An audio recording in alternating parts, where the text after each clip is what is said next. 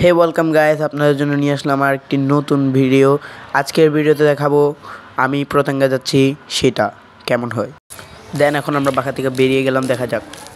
Guys বাসা থেকে বেরোনোর পরে আমাদের দেখি হঠাৎ মোবাইলে এমবি শেষ, তখন একটা দোকানে গিয়ে এমবি ঢুকালাম। গাইস আমরা এখন 3 নাম্বার বাসে করে চলে যাচ্ছি, আমি আর আমার বাপ্পা মিলে চলে যাচ্ছি পতেঙ্গা। আর পতেঙ্গার জন্য আমরা ফার্স্টে 3 নাম্বারটাই বেছে নিয়েছি, আর 3 নাম্বারের মধ্যে দেখাচ্ছে একটু ভিড়। তারপর আমরা মুরাদপুর থেকে সি বিচের একটা ডাইরেক্ট গাড়ি নিয়েছিলাম, আর যেতে যেতে আপনাদেরকে একটু ভিউ দেখালাম।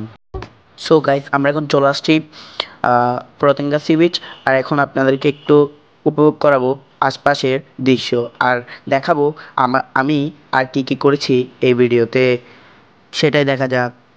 ঠিক আছে, আমি এখন নামছি একটু পানির মধ্যে নেমে দেখছি, মানে একটু ঠান্ডা ঠান্ডা, তাও নেমে গেলাম কাদার মধ্যেও। যাই হোক, খুব মজা করলাম, একটু চশমাটা লাগিয়ে নিলাম। এখন দেখা যাক, আমি আবার চলে আসবো, তারপরে আর কী করছি সেটা এই ভিডিওতে আপনাদেরকে দেখাবো।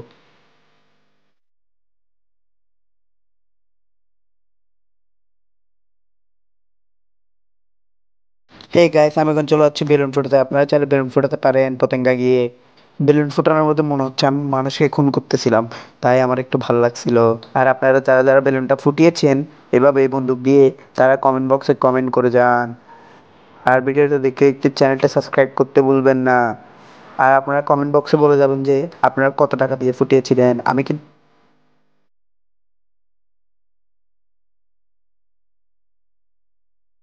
আর আজকে শুক্রবার থাকার কারণে এখানের মধ্যে প্রচুর ভিড়, কারণ মানুষ একটু এই সমুদ্র পাড়ে এসেই তো মনকে শান্ত করে।